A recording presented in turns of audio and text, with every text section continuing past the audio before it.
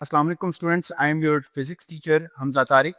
आज हम डिस्कस करेंगे फर्स्ट ईयर फिजिक्स आरटीएस का राउंड नंबर 6, जिसका क्वेश्चन नंबर 2 का पार्ट नंबर 1 है derive the third equation of motion using analytical method.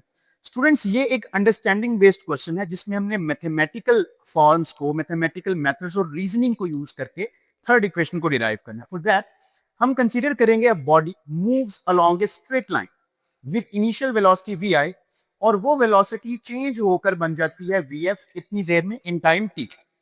अब ये इस टाइम में जितना इसने डिस्प्लेसमेंट कवर किया है वो हमने किस फॉर्मूला से मेंशन किया है, S is equal to V average multiply by T. तो हम जानते हैं कि एवरेज वेलोसिटी को कैसे लिखा जाता है। हमारे पास यहाँ दो वेलोसिटीज हैं, तो मैं इन दोनों वेलोसिटीज को प्लस करूंगा, वी एफ प्लस वी आई। अब क्योंकि ये टोटल दो हैं तो मैं इसको टू पर डिवाइड कर दूंगा, ये हो गई एवरेज वेलोसिटी।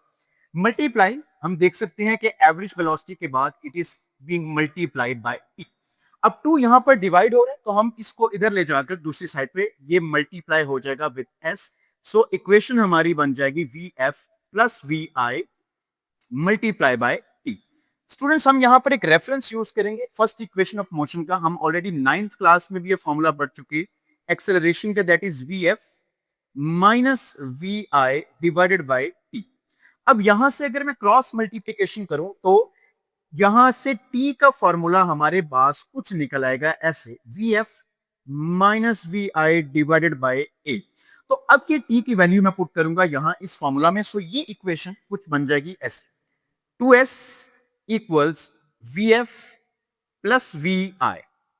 और अब मैं क्या करूंगा, यहां पर पुट करूंगा ये ई की value, so it will look like v F minus we I divided by a. अब ए यहां क्योंकि डिवाइड हो रहा है तो अगर मैं इसको इधर ले जाता हूं तो it will be multiplied by 2s, so it will be 2as। So बाकी इक्वेशन हमारे पास बचेगी, that will be V F plus we I multiply by V F minus we I. Students, आप क्लियरली यहां पर देख सकते हैं कि ये बिल्कुल यहां पर मैथमेटिक्स का एक फॉर्मूला है, a plus B multiply by a minus b के फॉर्मूला के अकॉर्डिंग हम यहां पर इस इक्वेशन को लिख सकते हैं 2as इक्वल्स, सो यहां पर a plus B multiply a minus B बराबर होता है a square minus B square के। सो उसी रिलेशन के अकॉर्डिंग हम इसको पुट करेंगे v f square minus we i square, that is our third equation of motion using mathematical और analytical method. Let's move on to the second question. Second question is a calculation based question और application based question, जिसमें हम formulas को apply करके अपना answer निकालेंगे। Second question आप लोग स्क्रीन पर देख सकते हैं, it is a 500 kg car has velocity reduced from 20 meters per second to 15 meter per second in 3.0 seconds. How large will be the retarding force. तो हमने यहां पर क्या कैलकुलेट करना है, we will have to calculate the average retarding force.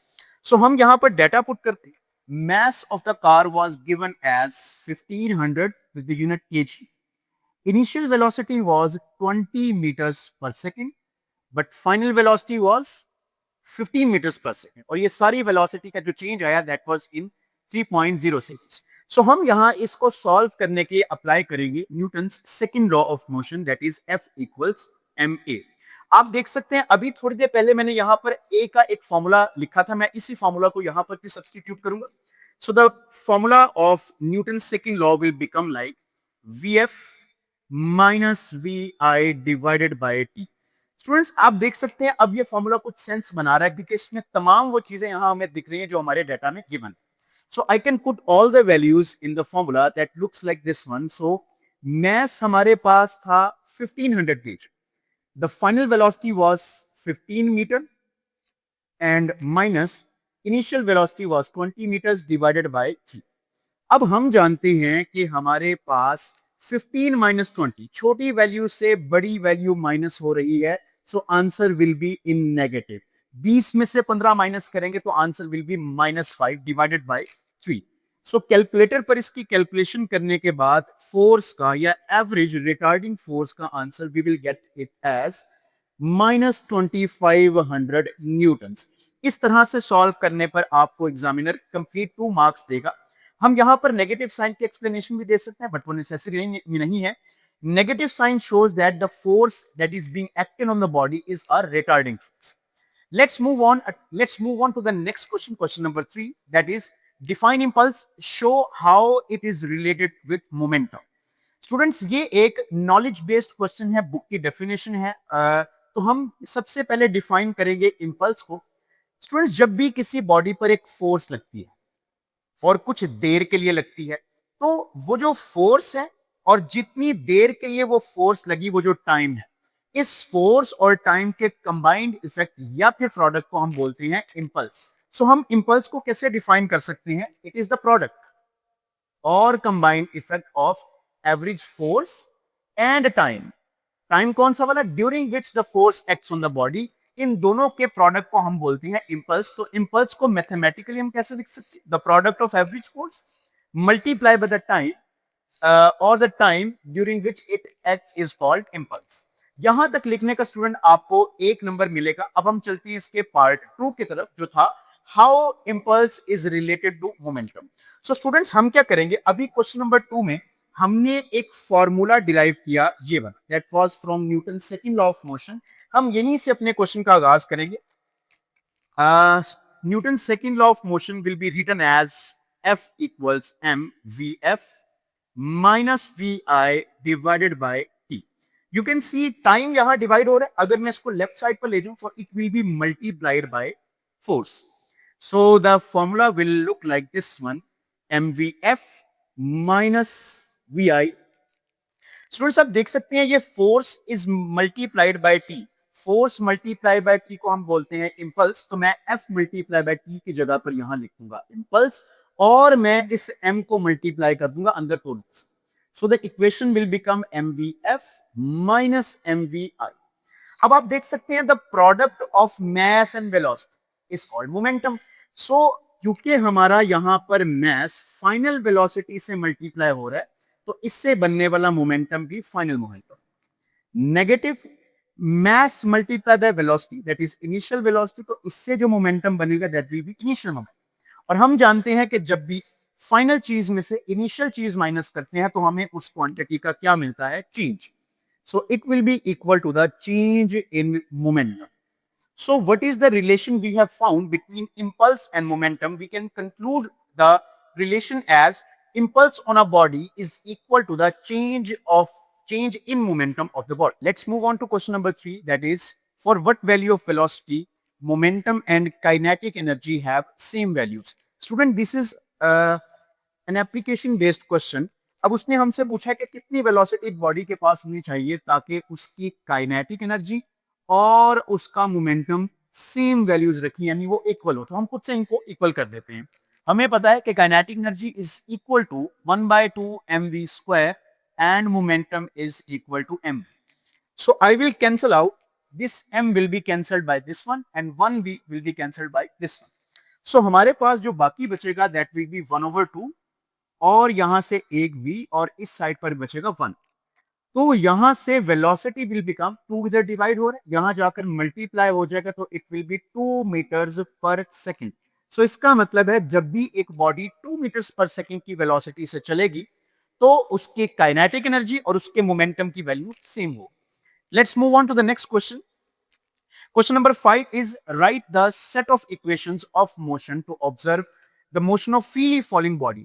Students, हम जानते हैं कि हमने ऑलरेडी 3 इक्वेशंस ऑफ मोशन पढ़ी हुई हैं, बट ये क्वेश्चन फ्रीली फॉलिंग बॉडीज के लिए है, जो हमारे टेक्स्ट बुक के पेज नंबर 30 पर तमाम इक्वेशंस मेंशन की गई हैं। अब हमने जो इक्वेशंस पढ़ रखी हैं 9th क्लास में, बस हम उनमें 2 चेंजेस करेंगे। जहां पर भी इक्वेशन में a लिखा हुआ है, हम उसको चेंज करके वहां g पुट करेंगे, क्योंकि it is a case of freely falling body. और जहां पर s मेंशन है, उसको चेंज करके हम h पुट करेंगे, यानी हाइट पुट करेंगे, क्योंकि जब भी कोई फ्रीली फॉलिंग बॉडी नीचे गिरती है तो वो हाइट कवर करती है। तो हमारी 3 इक्वेशंस ऑफ मोशन कुछ इस तरह से दिखेंगी, आप इसको नोट कर सकते हैं। Let's move on to the question number 6, that is discuss the brief effect of air resistance on the range and maximum height of projectile. Students, ये तमाम जो इसका आंसर है वो हमारी टेक्स्ट बुक के पेज नंबर 34 पर मेंशन है, और ये क्वेश्चन एक अंडरस्टैंडिंग बेस्ड क्वेश्चन है, जिसमें हमने रीजनिंग मेंशन करनी होती है। सो हम यहाँ लिखेंगे, क्वेश्चन को 2 पार्ट्स में डिवाइड करेंगे। स्टार्टिंग में मेंशन करेंगे कि प्रेजेंस ऑफ एयर रेजिस्टेंस, अगर एयर रेजिस्टेंस मौजूद है तो वो रिड्यूस कर देगी दोनों को, रेंज को भी और हाइट को भी। इसका मतलब है जब हवा मौजूद नहीं है तो रेंज और हाइट दोनों ज्यादा होंगी, but in the presence of air resistance दोनों की वैल्यू जो है वो पहले से कम हो जाएगी। और इसका ग्राफ भी पेज नंबर 34 पर कुछ इस तरह से दिख रहा है हम लोगों को। सो आंसर इसमें हम क्या लिखेंगे कि presence of air resistance reduces the forward और हॉरिजॉन्टल मोशन। अब हमें पता है कि अगर हॉरिजॉन्टल मोशन को इसने रिड्यूस कर दिया, हॉरिजॉन्टल वेलोसिटी को इसने रिड्यूस कर दिया, तो वो हॉरिजॉन्टल डिस्टेंस ज्यादा नहीं कवर कर पाएगी, जिससे उसकी रेंज पहले से कम हो जाए। Now what is the effect of air resistance और एयर ऑन हाइट? अब क्योंकि प्रोजेक्टाइल मोशन एक टू डायमेंशनल मोशन है, तो जब वो ऊपर की तरफ जाएगा यानी वर्टिकली, तो उसकी वर्टिकल वेलोसिटी को भी एयर इफेक्ट करेगी और उसको पहले जितना ऊपर नहीं जाने देगी, जिससे उसकी हाइट पहले से रिड्यूस हो जाएगी। तो ये एक मेन समराइजिंग आंसर, और 2 पॉइंट्स लिखने से हमें इसके 2 मार्क्स मिल जाएंगे। Let's move on to the question number 7। Question number 7 is again an application based and understanding based question. The question is why the diver changes his body positions while diving into the pool। के एक जो गोताखोर है वो पानी में छलांग लगाने से पहले या छलांग लगाते वक्त अपनी बॉडी पोजीशंस को चेंज क्यों करता है?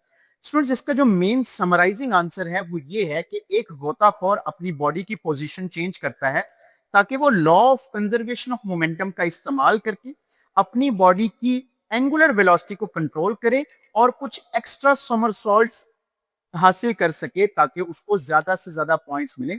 समरसॉल्ट्स मींस एक्स्ट्रा कलाबाजियां, इजाफी कलाबाजियां वो हासिल करेगा तो उसको ज्यादा से ज्यादा पॉइंट्स मिलेंगे। तो इसमें हमारे पास क्या एक्सप्लेनेशन बनेगी इसकी? पहला पॉइंट लिखने से 1 नंबर हम सिक्योर कर लेंगे, बाकी एक्सप्लेनेशन हमें 1 मार्क देगी। हम इसको एक्सप्लेन करते हैं। स्टूडेंट्स, आप देख सकते हैं कि जब डाइवर स्प्रिंग बोर्ड पर या डाइविंग बोर्ड पर है तो उसने अपने हाथ बाजू और टांगे खोल कर रखी हैं, स्ट्रेच फॉर्म में है, एक्सटेंडेड फॉर्म में है। तो इस केस में उसका रेडियस ज्यादा होगा, जिसकी वजह से उसका मूवमेंट ऑफ इनर्शिया भी ज्यादा हो जाएगा। अब अगर मूवमेंट ऑफ इनर्शिया ज्यादा हो गया है तो एंगुलर मोमेंटम को कंजर्व करने के लिए उसकी एंगुलर वेलोसिटी ऑटोमेटिकली क्या हो जाएगी? कम। यानी इस सिचुएशन में इसका मोमेंट ऑफ इनर्शिया I1 वो लार्जर है और उसकी वेलोसिटी, एंगुलर वेलोसिटी ओमेगा 1 वो स्मॉलर है। जब वो छलांग लगा देता है तो बिटवीन इट्स जर्नी वो क्या करता है? अपनी बॉडी को कर्ल कर लेता है, फोल्ड कर लेता है, जिससे उसकी बॉडी का रेडियस डिक्रीज करता है। अब रेडियस डिक्रीज करने से उसका मोमेंट ऑफ इनर्शिया भी कम हो जाएगा।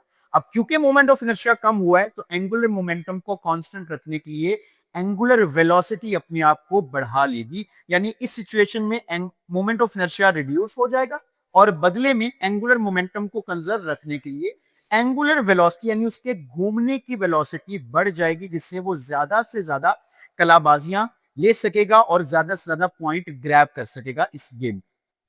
स्टूडेंट्स, नेक्स्ट क्वेश्चन नंबर 8 से लेकर क्वेश्चन नंबर 11 तक तमाम क्वेश्चन अंडरस्टैंडिंग बेस्ड क्वेश्चंस हैं, सिवाय क्वेश्चन नंबर 11 के, that is understanding based plus knowledge based question. Let's move on to the question number 8। Question number 8 हमारे पास है why it is harder for a car to take a sharp turn at high speed than at a lower speed. यानी उसने हमसे पूछा है कि अगर स्पीड ज्यादा है तो एक शार्प टर्न लेना बहुत मुश्किल क्यों है? स्टूडेंट्स, हमें पता है कि जब भी हमने गाड़ी से टर्न लेना है तो टर्न लेने के लिए हमें वहां सेंट्रीपिटल फोर्स की जरूरत है। अगर हम कंसीडर करें कि मास और रेडियस ऑफ द टर्न वो कांस्टेंट है, तो then centripetal force will be directly proportional to the square of velocity, जो हमें यह बताता है कि जितनी तेजी से आप टर्न लेने की कोशिश करेंगे आपको उतनी ज्यादा सेंट्रीपिटल फोर्स चाहिए होगी। अब गाड़ी से टर्न लेते वक्त या सर्कल में घूमते वक्त सेंट्रीपिटल फोर्स जो है वो हमें प्रोवाइड होती है by the friction between road and tyre. लेकिन क्योंकि अभी हम बहुत तेजी से टर्न ले रहे हैं, स्पीड बहुत ज्यादा है, तो हमें फोर्स ऑफ सेंट्रीपिटल फोर्स बहुत ज्यादा चाहिए होगी। बट जो फ्रिक्शन है गाड़ी के टायर और रोड के दरमियान वो इतनी सफिशिएंट नहीं होती कि वो इतनी बड़ी सेंट्रीपिटल फोर्स की रिक्वायरमेंट को पूरा कर सके। तो हमने यहां लिखा है कि at high speed friction between road and tyre is not sufficient to provide this higher value of centripetal force. तो क्योंकि ये नहीं मिल सकती हमें इतनी हायर सेंट्रीपिटल फोर्स, तो गाड़ी टर्न लेते वक्त ये खतरा होता है कि गाड़ी फिसल सकती है, स्किड होकर आउट ऑफ द ट्रैक जा सकती है।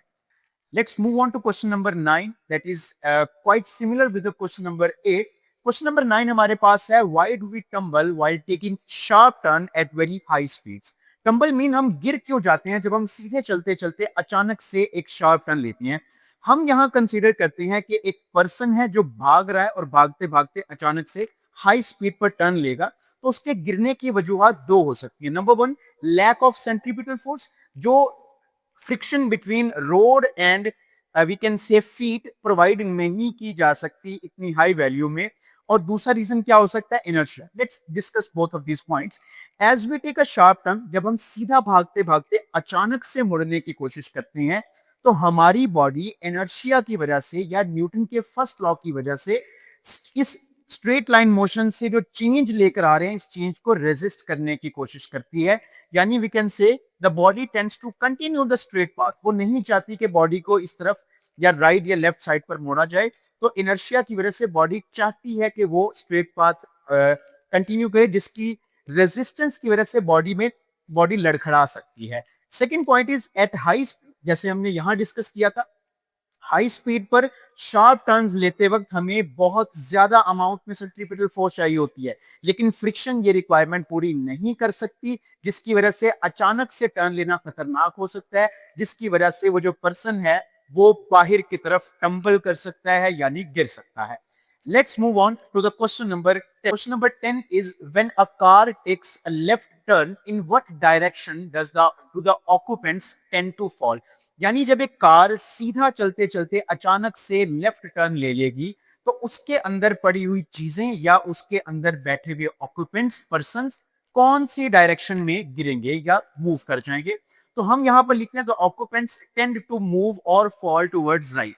यानी गाड़ी अगर लेफ्ट टर्न लेती है तो अंदर पड़ी हुई हर चीज राइट साइड पर जाने की कोशिश करेगी। What is the reason behind that? Reason is again Newton's first law of motion, और we can say the law of inertia. We can say when car changes its direction, सीधा चलते चलते अचानक से उसने अपनी डायरेक्शन को चेंज किया, the occupants resist this change.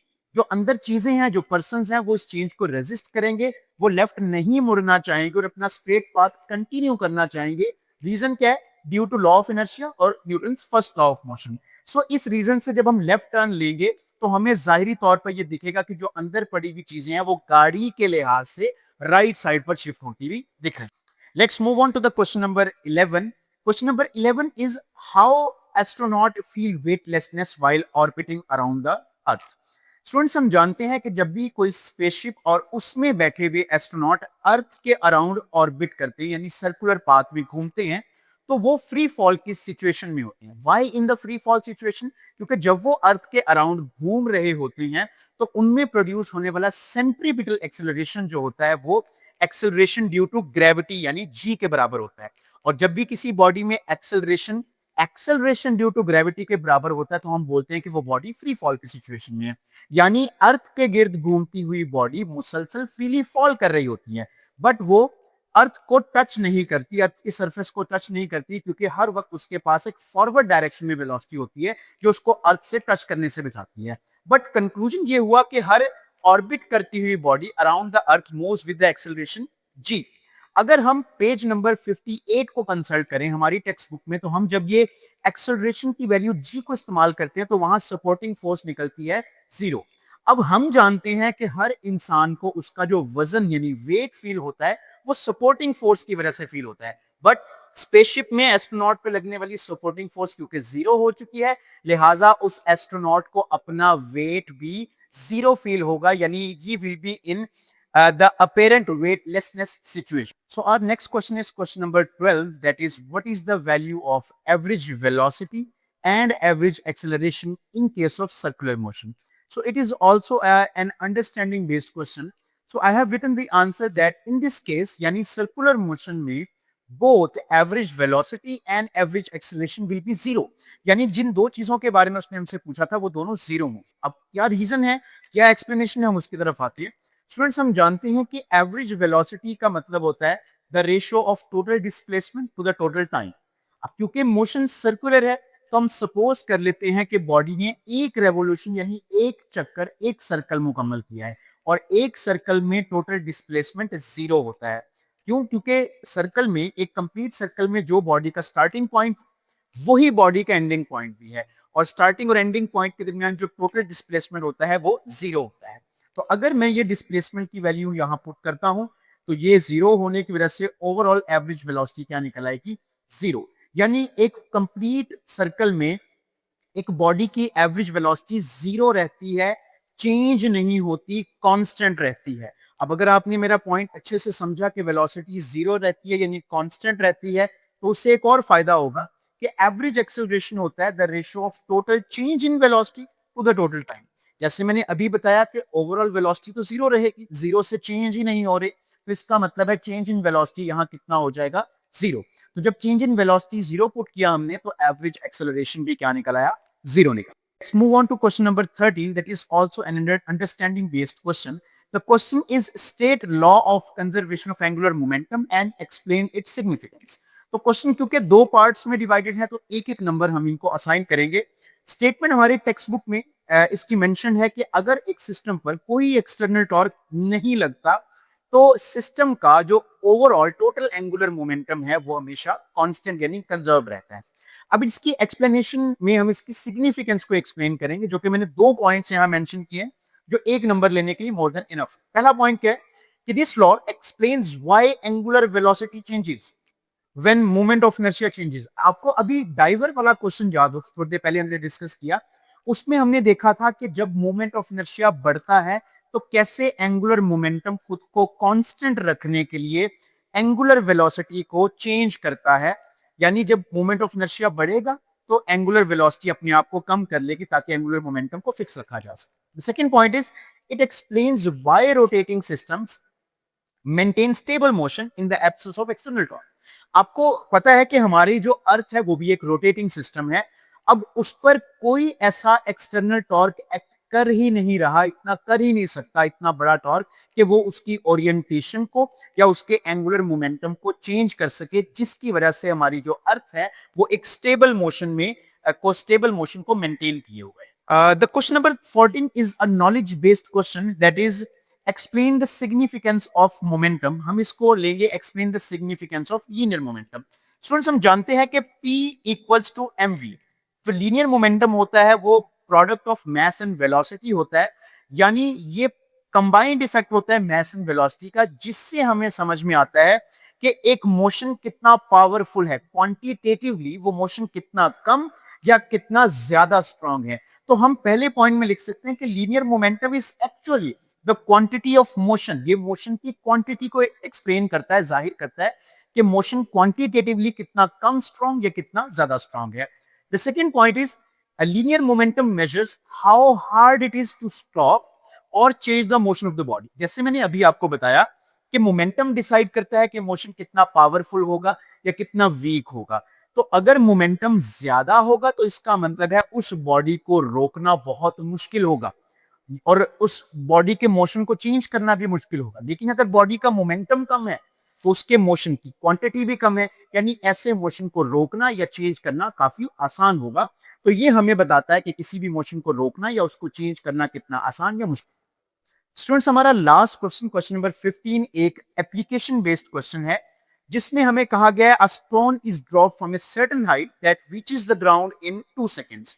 So how much distance it has covered when it while hitting the ground। तो इसने जमीन तक पहुंचते हुए कितना डिस्टेंस कवर किया। एज यू कैन सी, हमने यहाँ पर second equation of motion use किया है, बट हमारे अभी थोड़ी देर पहले हमने क्वेश्चन डिस्कस किया कि हम यहाँ पर फ्री फॉल वाला केस अप्लाई करेंगे, like H is equal to VIT plus 1/2 GT square. Students, अब यहाँ पर देखें कि एक पत्थर को मैंने ड्रॉप किया है। अब ड्रॉप करने से पहले वो पत्थर मैं इमेजिन करूंगा कि मेरे हाथ में था। अगर वो मेरे हाथ में था तो रेस्ट पर था, लिहाजा मैं उसकी इनिशियल वेलोसिटी को पुट करूंगा यहाँ पर जीरो। तो जब स्टूडेंट्स मैंने क्या किया, इनिशियल वेलोसिटी को जीरो पुट किया, तो ये इक्वेशन हमारे पास बनकर आ जाएगी कुछ ऐसे, that will be 1/2 G multiply T का स्क्वायर। और हम जानते हैं कि acceleration due to gravity is 9.8 metres per second square, और टाइम उसने हमें स्टेटमेंट में बता दिया कि 2 सेकंड में वो जमीन पर पहुंची। उसने टच किया तो यहां पर 2 का स्केयर हो जाएगा। तो जब मैं इसको ओपन करूंगा, that will be 1/2 9.8 multiply by 2 का स्क्वायर इज 4। सो स्टूडेंट्स, मैं क्या करूंगा, यहां पर 2 will be cancelled by 4 and 2 2s are 4। तो अब अगर मैं 9.8 को 2 से मल्टीप्लाई करता हूं तो हमारा जो फाइनल आंसर है दैट विल बी 19.8 मीटर्स। जो हाइट या जो डिस्टेंस उसने नीचे गिरते वक्त कवर किया that is 19.6। So this is it for the short question. तो अब हम स्टार्ट करेंगे लॉन्ग क्वेश्चन का part A, that is a theory question. Theory question हमसे पेपर में पूछा गया है, derive an expression for frequency with which a satellite rotates to provide artificial gravity.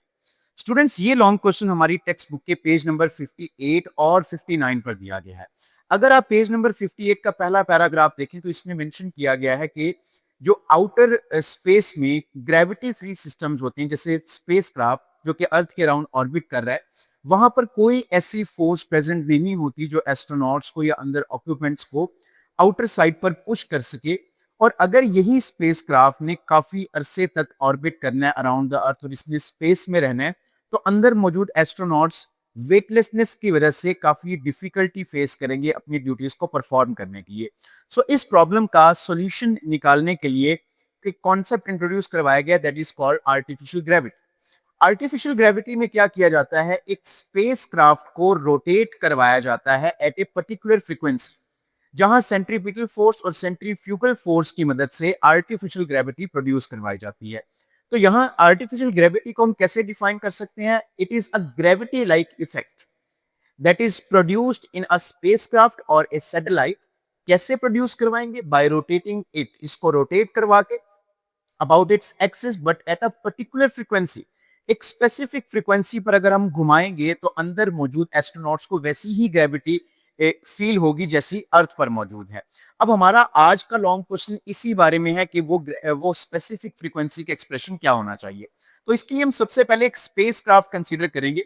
एक स्पेसक्राफ्ट हमने कंसीडर किया जिसका सेंटर से लेकर बाहरी किनारे तक का फासला यानी आउटर रेडियस हम कंसीडर कर रहे हैं कैपिटल आर।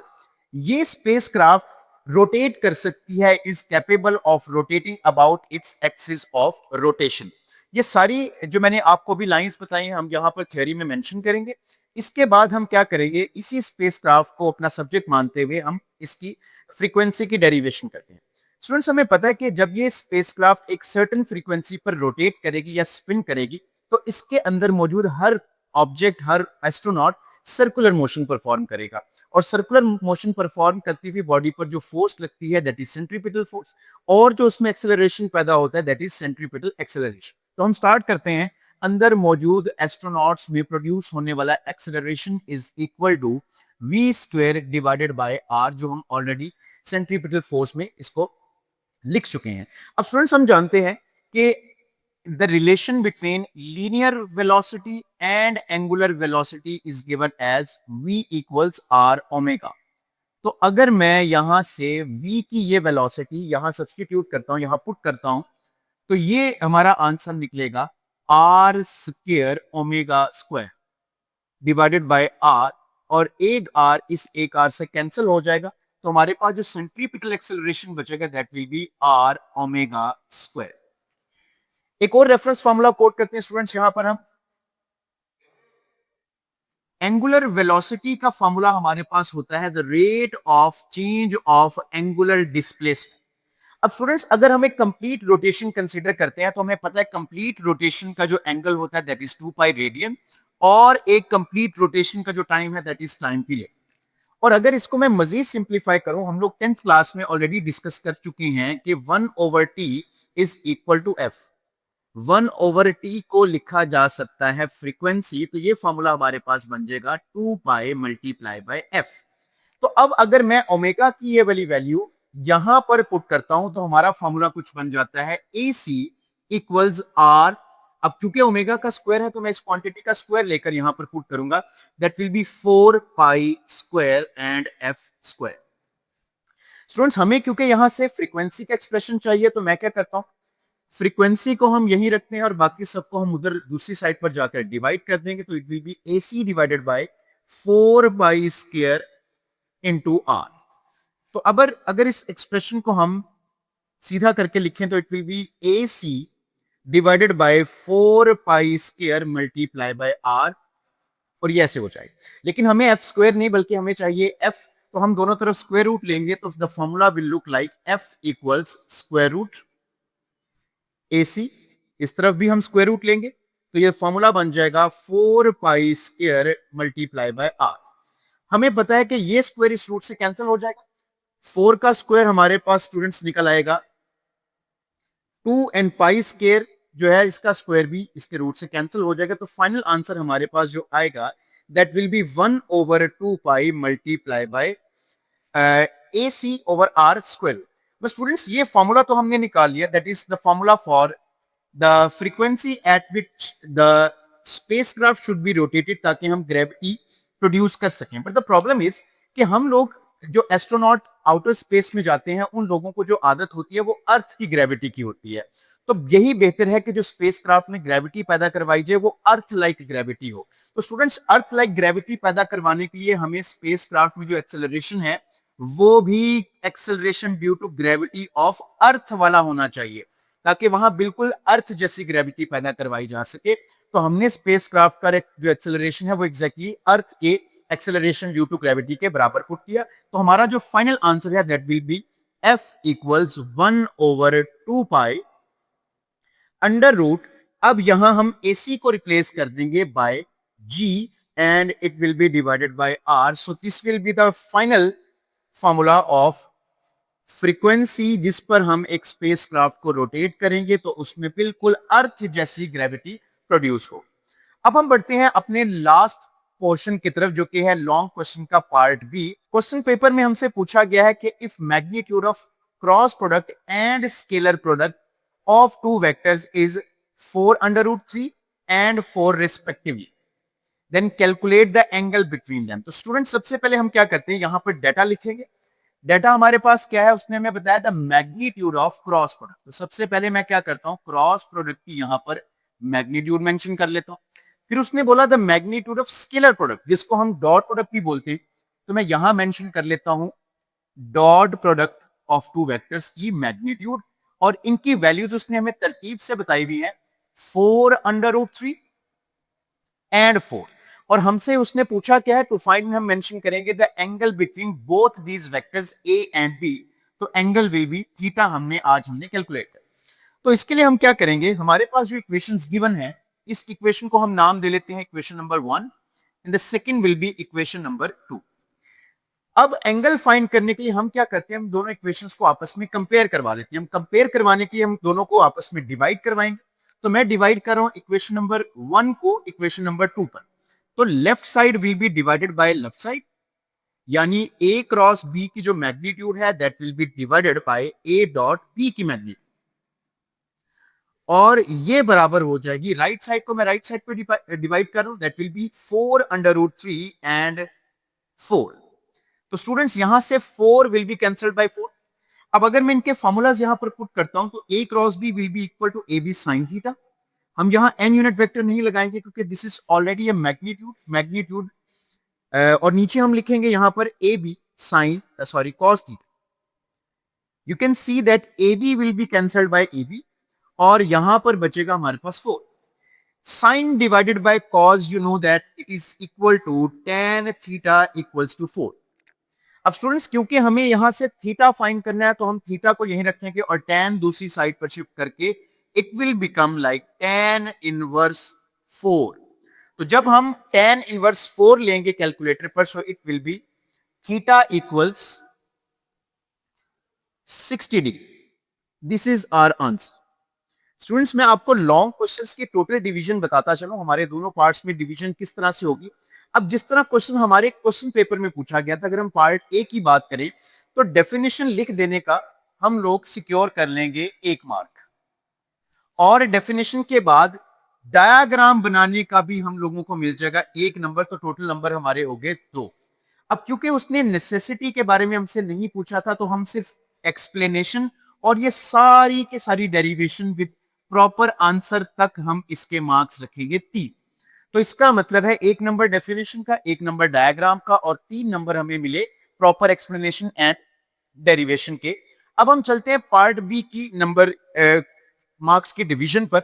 स्टूडेंट्स डाटा लिखने का एग्जाम पॉइंट ऑफ व्यू के मुताबिक डाटा लिखने के हमें मिलेंगे 0.5 यानी आधा नंबर।